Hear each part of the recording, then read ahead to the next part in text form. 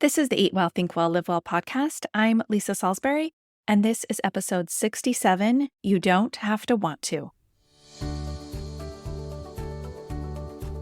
Welcome to Eat Well, Think Well, Live Well, the podcast for women who want to lose weight, but are tired of counting and calculating all the food. I'm your host, Lisa Salisbury. I'm a certified health and weight loss coach and life coach, and most importantly, a recovered chronic dieter. I'll teach you to figure out why you are eating when you aren't hungry instead of worrying so much about what you are eating. Hi friends, happy November. Hope you had a fun Halloween last night. I want to start by saying thank you to those that have left reviews for the podcast recently. They really warm my heart, I have to say. I've also gotten a few DMs on Instagram letting me know the podcast is really helping them, and I just want you to kind of think about that. If this is how good my free stuff is, imagine what I can do for you in a one-on-one coaching session. Imagine how much more specific I can get when it's just you and me, and I'm all in on what's going on in your life. So here's something that women tell me all the time. They tell me, I just want to eat whatever I want. Lots of women say that to me. I just wish I could eat whatever I want. What they mean is, I want to eat cookies and ice cream and popcorn without gaining weight. But they forget they also mean they want to eat these things without my body feeling like garbage. Because there are consequences to overeating that have nothing to do with weight gain. Feeling physically sluggish, bloated, overly full, those things inhibit your life. So when we say this, I just want to eat whatever I want, we mean I wish there wasn't any consequences to my actions. I wish I could walk out of Nordstrom with the new shoes I want on my feet without paying. But I know there are consequences to that. Obviously, there are a plethora of things we all wish we could do that didn't have consequences. Spending money, we wish we could buy whatever we wanted. Wasting time, we wish there weren't so many responsibilities and people depending on us to do things so that we could just binge watch Schitt's Creek all day long. And overeating, we just wish that our bodies behaved differently. This is all to say that food is not the only thing that we wished was different. I like to compare our eating habits to things we would never do, like walk out of Nordstrom with a new pair of shoes on our feet. How can you think about the way you eat in the similar way to that? Something that you would never think to do, but you kind of maybe wish a little bit that you could. Of course, when I'm having this discussion about wanting or mostly not wanting to, like I just didn't want to eat what I had planned, or I didn't want to make the plan, or I didn't want to stop eating when I had had enough, I often respond with my children's least favorite phrase from their childhood. You don't have to want to. You just have to do it. They used to tell me they didn't want to unload the dishwasher or clean their rooms, and I said, no problem, that's fine. You don't have to want to. You just have to do it. They did not like this very much, as you can imagine. And this past week with a client, I realized she didn't like it very much either because I said that to her. Primarily, though, because she didn't really understand what I meant. And so we really got into this a little bit, and I wanted to share some of that conversation with you today. Here's what I told her. Your brain has two parts when it comes to your thoughts. The lower brain, that is your automatic habit brain, also known here on the podcast as the toddler brain.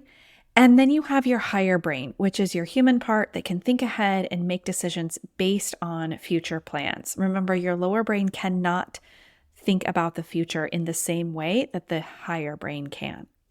When I say you're never going to want to, or it's okay if you don't want to, because sometimes I say it's fine, you're never going to want to follow your plan, you just have to do it anyway. What I'm talking about is your lower brain. That lower toddler part of your brain is usually going to throw a tantrum when we are asking ourselves to do hard things, to put our fork down in the middle of a delicious pasta meal, to say no thank you to an additional slice of pie, or to skip the afternoon snacks when you truly aren't hungry for these things. That toddler brain is like, excuse me? Do you want me to starve? There's food available and you aren't going to eat it? Do you know what is going to happen tomorrow? No, you don't, because there might be a famine or a storm and we won't be able to gather food. So you just best fill up now because the world is an unpredictable place. Plus, it feels good up here in the brain with all this dopamine. Whoa. Does your lower brain sound like that? I mean, probably not those exact words because that's all sort of built into your DNA. Obviously, you're not consciously thinking about being a hunter-gatherer, but your brain is worried about food being scarce. It really is. What she really says in words is, "This is delicious. Let's keep eating. There's just a bit left, and we hardly ever get this. Just finish it off." Right? She's much more conniving and convincing. And this is where you tell me, I don't want to do that. I don't want to stop. I don't want to pick the vegetable side dish. I don't want to prioritize protein. I don't want to stop eating sugar after every meal. And where I tell you, no problem. You don't have to want to. You just have to do it from your higher brain. Your lower brain hates change. Let's just accept that fact. For efficiency's sake, you delegate as much as possible down there to get done on habit. So things like cleaning your plate is a habit. Getting seconds is a habit. Dishing up 3 tacos is a habit. Using the blue bowl for cereal is a habit. All these things that keep you eating the exact same amount you've always eaten are habits. And when you decide, hey, I think I'm going to pay attention to what my body is telling me and stop when I've had enough, even if that means there's still food on the plate, that's going to be a big problem for this habit part of the brain. She's not going to want to do that. That's where your higher human part comes in. And not like the mean mother-in-law bossing you all around, but like the gentle best friend. You're going to talk nicely to yourself. If I could hear inside your head, I don't want to hear anything like, put your fork down now, you dummy. You know you're full. You'll just stay fat forever if you don't get this right. Like, none of that. None of that. I don't want to hear, you know better than to keep eating. Or you always get this wrong. None of that. I think it was Corinne Crabtree that said, when you need a break, like in quotes, need a break from weight loss, what you actually need a break from is talking to yourself like an ass. And that is a quote because that's how Corinne talks. And that's the problem. What we need a break from when we say we don't want to do these things is listening to ourselves talk like this. What I want you to say is what you would consider saying to your best friend if that friend asked you to coach her or to be on the lookout for you. Don't coach your friends or give eating advice to people that haven't asked you or without their consent. But she might say, hey friend, it looks like your stomach is actually feeling pretty good right now. Might be a good time to consider putting your fork down. Take a deep breath, check in and see how you feel. Right? We're not bossing. We're not getting all mad. We're not talking about how we failed in the past. It's just like, how are you feeling? Let's check in. She might say, I know more food sounds appealing right now, but I know best because this is your higher brain talking. I know best. And in a few minutes, you're going to feel much more full than you do right now. Why don't you give your body a minute to catch up? She might say, I know it feels hard to stop eating because it's so delicious. I know you don't want to, but we're going to because in a few hours, we're going to go to sleep and we don't want to feel overly full then. Or because this is a dessert night and I want to eat that too. Or because my weight loss goals are important and valuable. It doesn't have to be complicated. You just need to be eating from a conscious place, which means your higher brain is involved. Your lower brain is going to throw that fit. Just count on it. Your lower brain is not going to want to, and that's okay. She doesn't have to want to. You just have to stay the course of your goals with your higher brain. This is how we do things we don't really want to do. In everything in our life, this is actually how we do it. We just aren't thinking about it as much as we do with food. Because we have that higher brain that looks out for the greater good in our lives. We have the human part of our brain that keeps us generally acting like adults. This is the part that can look into the future and make plans and decisions from that future self and for the greater good of that future self. The last thing I'll say on this is really stop telling yourself you want to eat whatever you want. That's not really true. Get clear on what you really want in your life.